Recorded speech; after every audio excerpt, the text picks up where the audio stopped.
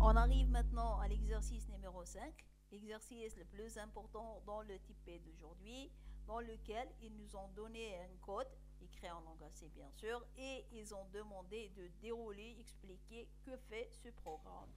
Au début, on va juste taper le code, l'exécuter, et puis bien sûr, je vais expliquer chaque ligne dans le code. Donc, je vais aller vers ma machine virtuelle. Voilà, donc j'ai créé un fichier exo5 dans lequel j'ai tapé le code. Voilà le code. Puis, je vais compiler et exécuter le code.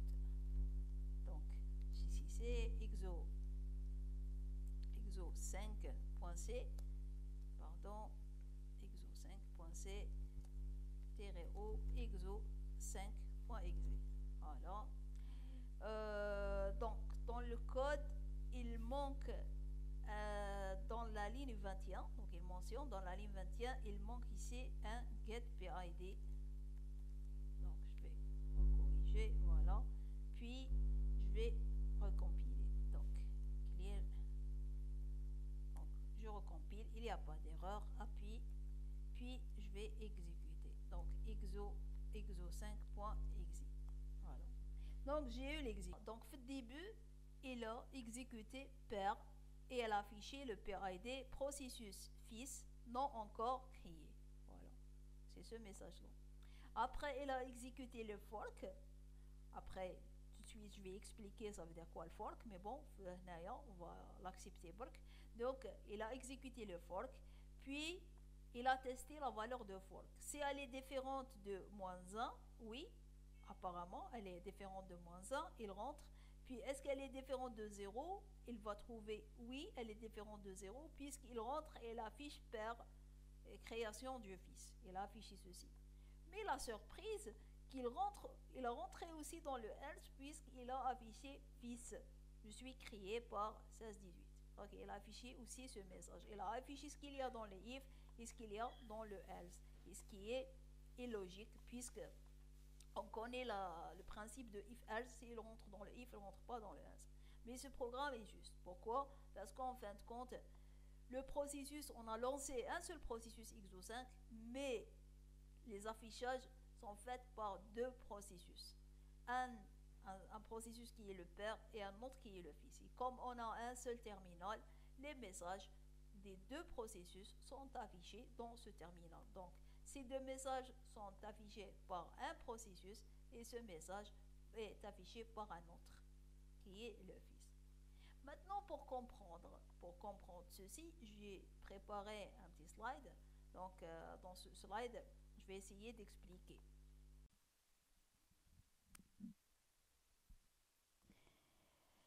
Donc, l'instruction fork. L'appel de l'instruction fork permet de créer un nouveau processus identique à celui qui a fait appel à fork. Le processus qui a fait appel à fork est appelé le père et le processus qui a été créé par l'appel à fork est appelé le fils. Et les deux processus vont avoir des copies identiques des variables internes et système. Et lorsqu'on dit des variables système, vous savez qu'il y a une variable qui s'appelle CO. C'est une variable qu'on appelle compteur ordinal. Elle contient l'adresse de l'instruction suivante. Ça veut dire que le processus père et le processus fils ont les deux la même valeur dans cette variable. Ça veut dire qu'ils vont continuer leur exécution tous les deux à partir de la même instruction. Donc, c'est ce qu'on doit savoir à propos de fork. Une autre information, on doit savoir que fork, lorsqu'elle est appelée, elle retourne des valeurs différentes pour le père et pour le fils. Donc, elle retourne trois valeurs possibles. Donc, la première valeur possible, c'est la valeur -1 en cas d'erreur et elle retourne cette valeur dans le cas où, par exemple, il n'y a pas assez de place pour créer le processus fils. Dans le cas de processus fils, elle retourne la valeur 0. Et dans le cas du processus père, elle retourne le PID du fils qu'elle a créé. Donc, maintenant, je vais donner un exemple pour expliquer comment ces valeurs sont retournées et comment l'exécution va se faire pas à pas.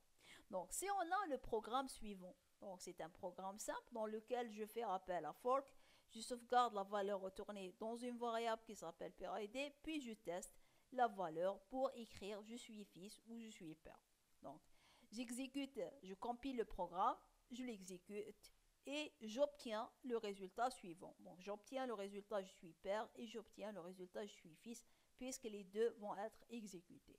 Maintenant, on va exécuter les deux programmes pas à pas. Donc, je commence par le père puisqu'il est là avant le fils.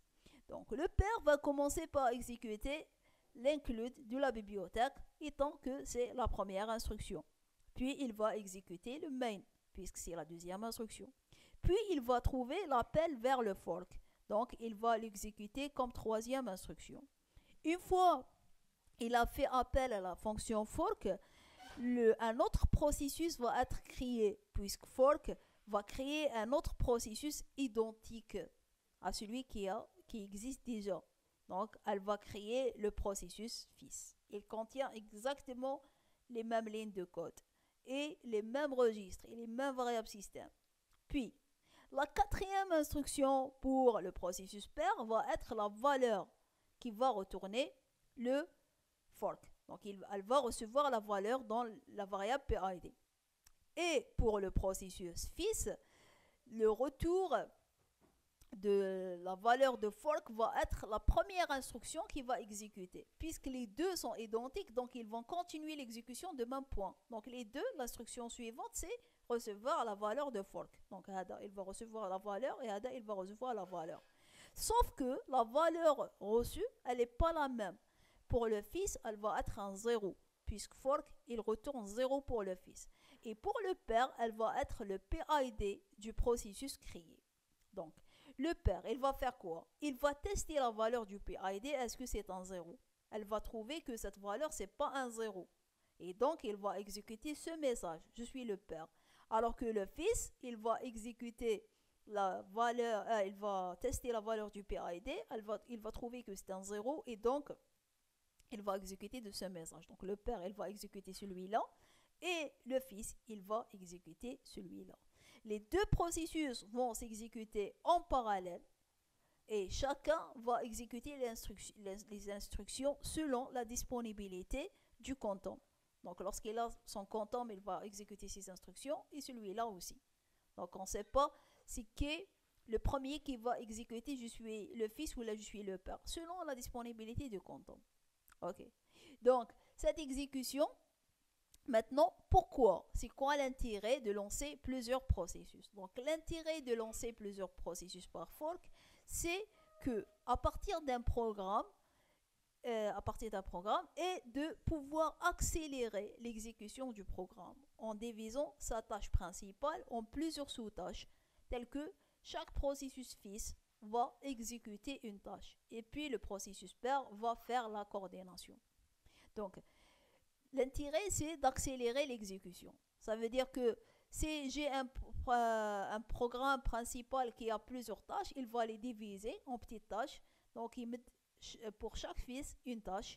Et puis, le processus père, il va attendre que tous ces fils terminent, où les fils ils vont s'exécuter en parallèle, bien sûr. Et puis, il va faire la coordination des résultats. Ceci, c'est un exemple qui montre l'intérêt, malgré que on ne va pas voir vraiment le grand intérêt du temps d'exécution, puisque le grand intérêt des temps d'exécution va apparaître lorsque les processus prennent énormément du temps. Ici, c'est juste un exemple. Donc, j'ai déclaré des variables ici, int a, val et d. Puis j'ai fait un appel à fork, ça veut dire que je suis en train de lancer un processus fils, puis je commence à tester. Donc c'est le PID, c'est un 0, donc ici je suis dans le cas du fils. Le fils va demander une valeur, ok, il va demander à l'utilisateur de donner une valeur, puis il va intercepter cette valeur avec le scanf dans la variable A. Puis, une fois il va l'intercepter, il va faire un exit et il va mettre le A à l'intérieur. Ça veut dire quoi? Lorsqu'il termine, il va retourner la valeur vers le pair. Maintenant, si je suis dans le cas de pair, ça veut dire le pair ID égale 0, else. Ça veut dire le pair ID n'égale pas 0. J'ai écrit un message que je suis le pair. Le pair, il va faire quoi? Il va faire white pair ID. Il va attendre. Il va attendre jusqu'à quand? Jusqu'à ce que le processus indiqué par le PID en paramètre termine son exécution. Une fois il termine, il peut continuer. Donc, il va attendre. Une fois le processus va terminer, il va intercepter la valeur retournée par ce processus dans la variable A. Et ici, on met un 0 pour dire que on est dans le cas de l'intercommunication entre père et fils. Puis, une fois la valeur est interceptée, dans la variable D, je vais la multiplier par 2. Je vais faire 2 fois, et ici je vais faire W exit status de A. Pourquoi j'ai fait W exit status? Comme c'est un cast sur la variable A. Parce que je ne vais pas faire ceci, la variable A va être une adresse. Et donc, cette fonction me permet d'avoir la valeur à l'intérieur de A et pas son adresse. Et puis, je vais afficher le double de A. Donc, à chaque fois que je manipule la variable A, je dois la précéder par son cast, W exit status, et je vais mettre égal la valeur D. Bien sûr, on va exécuter ce programme et on va essayer de voir le résultat. Donc, nous voilà dans le système Linux. Donc, on va faire quoi? Sur le code précédent, donc, on va le modifier pour qu'il contient le code qu'on vient d'indiquer. Donc, je vais juste nettoyer un peu le code. Donc, je vais enlever ce F-1. Je vais enlever son else, juste pour ne pas encombrer le code. Voilà, donc il nous reste juste if PID n'égale pas 0, donc c'est le père, sinon c'est le fils. Ici, je vais écrire le code qui va demander au fils de demander une valeur, puis le père va l'afficher son double. Donc le fils, il va faire quoi? Printf. Donc printf, donner une valeur, voilà. Puis il va faire un scanf sur cette valeur, scanf. Pardon. Voilà. A. Bien sûr, si j'utilise des variables, je dois les déclarer. Donc, je déclare une variable A et une variable D qui va contenir le double. Puis, le fils, une fois il va demander la valeur, ici pour que j'ai fait une erreur, scanf. Ok. Puis, une fois il va demander la valeur, il va arrêter en envoyant la valeur vers le père. Maintenant, le père, on a le cas à le père. Le père, il va faire quoi? Il va faire un wait PID, il va attendre le processus dans le PID indiqué dans la première variable pour terminer. La variable PID, elle va contenir le PID de fils, puisque fork, elle retourne le PID de fils vers le père. Et puis, elle va intercepter la valeur dans la variable 1.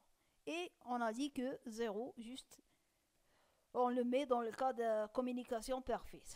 Après, une fois que la valeur est interceptée, je vais calculer son double. Donc, dans D, je vais mettre 2 fois quoi? La valeur de A. Mais on a dit qu'on doit faire un cast sur la valeur de A avec W. Pardon, donc D. Donc, DW exit status A. On a dit que ce cast est nécessaire pour que je reçois la valeur de A et pas l'adresse de A. Et puis, à la fin, je vais afficher donc printf la valeur double de %D, je vais mettre W exit status à sa place, égale %D, le deuxième c'est la valeur D. Donc anti/n. Puis ici c'est W exit status de A. Et puis c'est la variable D. Juste que on doit rajouter les bibliothèques nécessaires. Donc, on doit rajouter ici, on doit rajouter include wait.h pour que la le wait PID soit reconnu, ainsi que wExitStatus. Maintenant, je pense que aussi on a besoin de stdlib. Include stdlib, stdlib.h. Voilà. Include stdlib.h. Maintenant, on va compiler notre programme. Donc, on va compiler notre programme. On ne doit pas juste oublier de rajouter une accolade pour la fermeture de celle-là. Donc, tout sous code, il est dans le else. OK. Et tout sous code, il est dans le if. Après, on va compiler notre programme. OK. Donc, on va faire un clear. Voilà. Donc, il ne contient pas d'erreur. Après, je vais exécuter le programme. Donc, exé. Voilà. Donc, il a affiché les messages de pair. Donc, le pair, il a affiché avant que le pair processus non-fils crié, non encore crié. Puis, le pair, il a affiché pair création du fils. Puis, il s'est bloqué dans le wait PID. Parce qu'il attend que le fils termine. Puis, le content, il est venu vers le fils. Le fils, il a exécuté je suis le fils, donner une valeur. Il attend la valeur. Maintenant, une fois que je vais donner la valeur, il va faire exit. Puis, le content va revenir vers le père. Le père, il va trouver que le fils a terminé. Il va calculer le double de la valeur et il va l'afficher. Donc, le double de 5, c'est un 10. Donc, voilà. Ça, c'était la réponse à la question de la série qui dit que transformer ce programme de sorte que le fils renvoie un résultat à son père et qui sera affiché par ce dernier. Maintenant, il nous reste la dernière question qui est modifier le programme pour que le processus fils crié lance la commande ls option L sur le répertoire courant en utilisant la famille de fonctions exec. Donc, on doit modifier le code pour que le fils fait un ls option L. Ok. Donc, vous pouvez me dire le fils, il va faire système ls option L. Bien sûr, la réponse, elle est juste. Mais on a dit tout à l'heure que la primitive système, elle n'est pas sécurisée.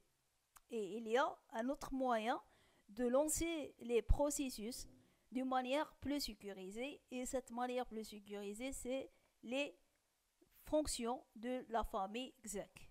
Donc, ces fonctions sont toute une famille de fonctions. Il y a 6 fonctions.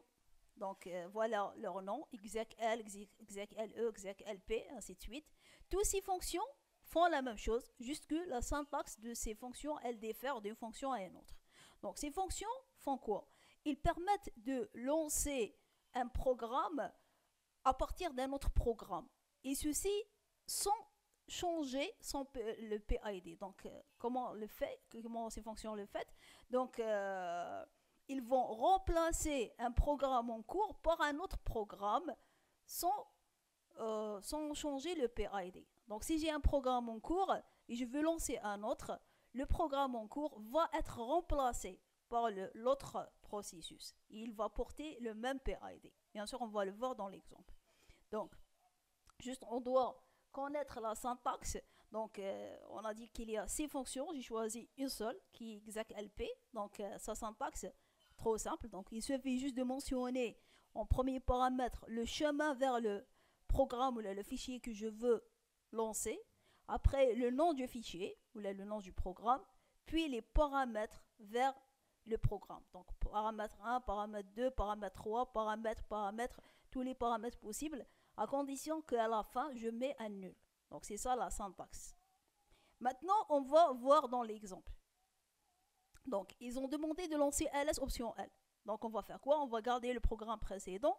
Dans le cas du fils, je vais lancer le ls option L. Donc, comment lancer le ls? Je dois mentionner en premier paramètre le chemin vers le ls. Donc, le ls, c'est un programme qui se trouve dans le dossier /bin. Donc, si vous allez entrer dans le dossier /bin, vous allez trouver toutes les commandes qu'on a vues jusqu'aujourd'hui dans Linux.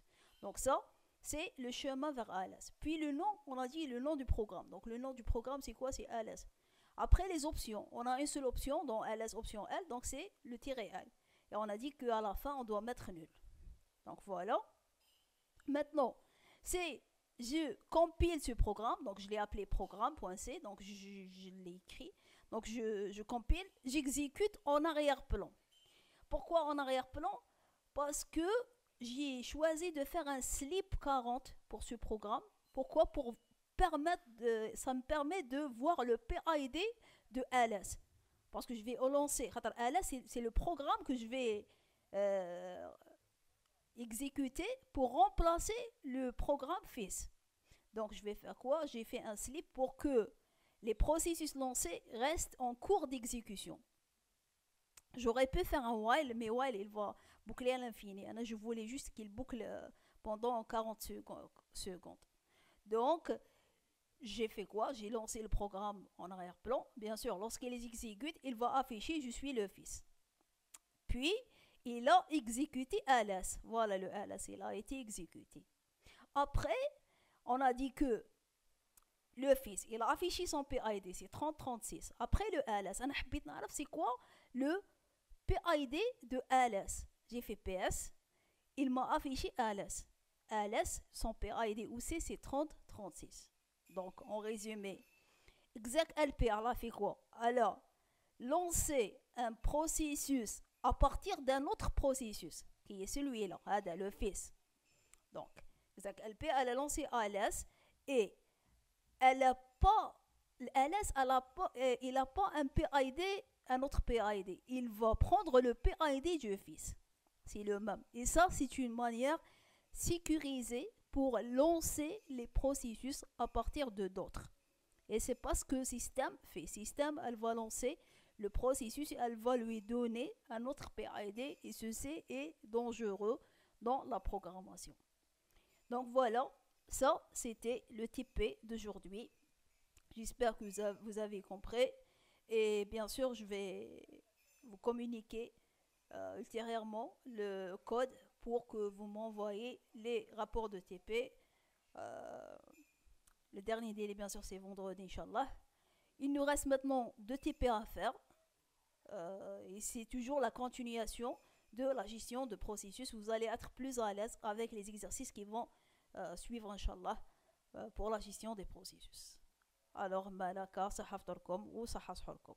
À la khair.